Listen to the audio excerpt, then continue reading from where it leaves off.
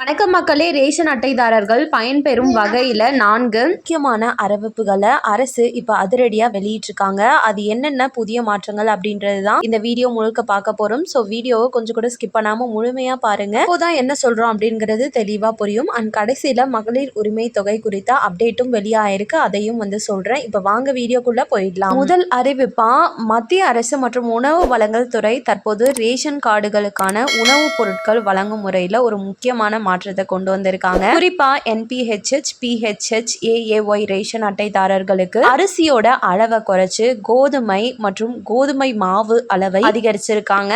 அதாவது முன்னாடி எல்லாம் ஒரு நபருக்கு 1 கிலோ 90 கிராம் மாவு வழங்கப்பட்ட நிலையில இனிமே ஒரு நபருக்கு 2 கிலோ 850 கிராம் வரை கோதுமை மாவு கூடுதலா வழங்கப்படும் புதிய அறிவிப்பை வெளியிட்டிருக்காங்க. நீங்க அதிகமா அரிசி வாங்கக்கூடிய நபரா இல்ல கோதுமை மாவு வாங்கக்கூடிய நபரா அப்படின்னு கமெண்ட்ல சொல்லிட்டு போங்க. அண்ட் இரண்டாவது அறிவிப்பா, ரேஷன் கடைக்கு நம்ம போறோம் அப்படின்னா ரேஷன் பொருட்கள் வழங்குவாங்க. அந்த ஷீட்டை கொடுத்தோம் அப்படின்னா அது நம்ம வீட்டுக்கு எடுத்துட்டு வந்து எடை போடும் போது அதுல ஃபார் எக்ஸாம்பிளுக்கு சக்கரை 1 கிலோனா 800 கிராம் தான் இருக்கும். இந்த மாதிரியான முறைகேடுகள் நடக்கிறத தடுப்பதற்காக இப்ப என்ன சொல்லியிருக்காங்க அப்படின்னா, அரசு தரப்புல இருந்து ரேஷன் கடையில கோதுமை மாவு, பருப்பு, சர்க்கரை போன்ற பொருட்கள், அரிசியை தவிர்த்து மீதி இருக்கக்கூடிய இதர மல்லிகை பொருட்கள் அனைத்துமே ஆலைகளிலே தரமா சீல் வைக்கப்பட்டு பாக்கெட்டுகளாக மட்டுமே வழங்கப்படும் சொல்லியிருக்காங்க.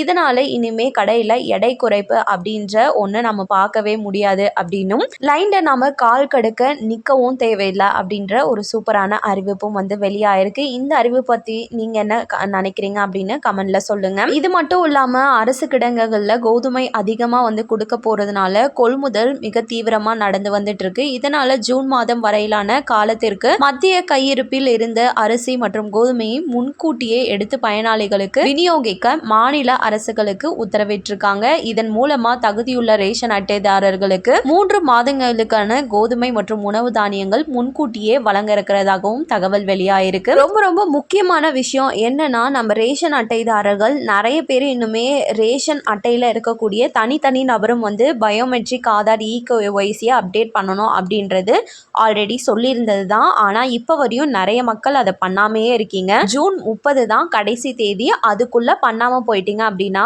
அந்த ரேஷன் அட்டையில யார் கேஒய்சி கம்ப்ளீட் பண்ணாம இருக்கீங்களோ அவங்களுடைய பெயர்களை நீக்கம் செஞ்சிருவோம் அப்படின்றத அரசு தரப்புல இருந்து இப்ப உத்தரவிட்டு இருக்காங்க. ஸோ நீங்க பயோமெட்ரிக் ஆதார் இகேஒய்சி அப்டேட்டை பண்ணாம இருக்கீங்க அப்படின்னா பக்கத்துல இருக்கக்கூடிய ரேஷன் கடைக்கு உங்களோட ஆதார் அட்டையை எடுத்துட்டு போயிட்டு கேஒய்சியை கம்ப்ளீட் பண்ணிடுங்க. அப்படி இல்லைன்னா அரசு இப்ப தீவிரமா அனைத்துமே கண்காணிச்சுட்டு வந்துட்டு இருக்காங்க. கம்பல்சரி பெயரை நீக்கம் செஞ்சிருவாங்க. இதனால ரேஷன் பொருட்கள் ரொம்ப கம்மியா தான் உங்களுக்கு கிடைக்கும். அண்ட் ஃபைனலா மகளிர் உரிமை தொகை ரூபாய் 1000 ஆனது 2500 ரூபாய் இந்த மாதம் கொடுக்க போறாங்க அப்படின்னு சமூக வலைத்தளங்கள்ல ஆர்வத்தை தூண்டிட்டு இருக்காங்க. கிடையவே கிடையாது அப்படின்னு அரசு தரப்புல சொல்லியிருக்காங்க. இந்த மாதமும் உங்களுக்கு 1000 ரூபாய் தான் வழங்கப்படும். அதுவும் 60 வயது மேற்பட்டவர்கள் இப்ப வரையுமே யார் யாரு அவங்க தகுதி வாய்ந்தவர்களா அப்படின்னு செக் பண்ணிட்டு தான் இருக்காங்க.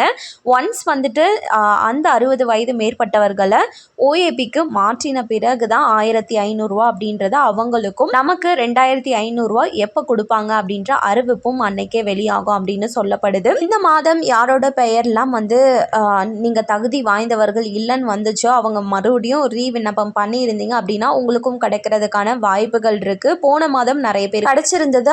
இதுக்கு புதியதா விண்ணப்பம் செய்யணுமா அப்படின்னு கேக்குறீங்க. நீங்க எதுவுமே புதியதா விண்ணப்பம் செய்ய வேணாம். புதிய ரேஷன் அட்டைதாரர்கள் வாங்குறவங்க மட்டும்தான் விண்ணப்பம் செய்யற மாதிரி இருக்கும். மீதி நீங்க தகுதி இல்ல அப்படின்னு சொல்லிட்டு நீக்கப்பட்டவர்கள் மறுபடியும் என்ன விண்ணப்பம் செய்யற மாதிரி வரும். இவை அனைத்தும் தான் இப்ப புதிதா வெளியாகி இருக்கக்கூடிய சில முக்கியமான அறிவிப்புகள். இந்த அறிவிப்புகள் பத்தி நீங்க என்ன நினைக்கிறீங்கன்னு கமெண்ட்ல சொல்லிட்டு போங்க. மேலும் அரசாங்கம் அறிவிக்கிற அனைத்து உண்மையான அப்டேட்களையும் உடனுக்குடனே தெரிஞ்சுக்க நம்ம சேனலை சப்ஸ்கிரைப் பண்ணிடுங்க. வீடியோ பயனுள்ளதா இருந்ததுன்னா மறக்காம ஒரு லைக் பட்டனையும் தட்டி விட்டுருங்க. நிறைய பேருக்கு ஷேரும் பண்ணுங்க. அது மூலமா அவங்களும் பயன்பெறட்டும். நன்றி. மீண்டும் அடுத்த வீடியோல உங்களை சந்திக்கிறேன்.